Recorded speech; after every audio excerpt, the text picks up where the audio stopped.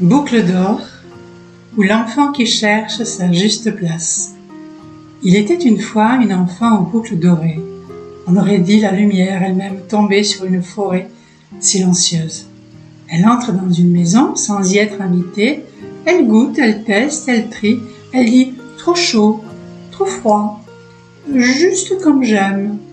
Elle dit « trop dur, trop mou, ici je dors bien ». Elle ne demande pas la permission. Ce que raconte ce conte, ce n'est pas une effraction, c'est un chemin d'affirmation.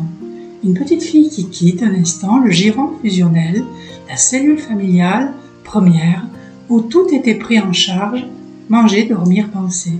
Et voilà qu'un jour l'enfant se met à dire « je ». Elle ne veut plus avaler ce qu'on lui sert sans broncher. Elle ne veut plus s'adapter à des chaises trop grandes ou trop petites. Elle cherche sa mesure, son goût, sa température intérieure. Et c'est là que commence la désobéissance. Non pas celle qui casse pour casser, mais celle qui ose rompre avec les lois d'appartenance. Elle goûte, elle trie, elle dessine. Elle ose ne pas aimer ce que la lignée attend qu'elle aime. Mais la famille dans ce conte, ce sont 3 ours. 3 figures compactes, soudées, hiérarchisées. Le père, la mère, l'enfant, déjà là, déjà installés. Et voilà qu'une autre enfant entre. Elle ne pense pas comme eux. Elle ne dort pas comme eux. Elle ne veut pas la même chose. Alors on la regarde comme une étrangère, comme une menace, une anomalie.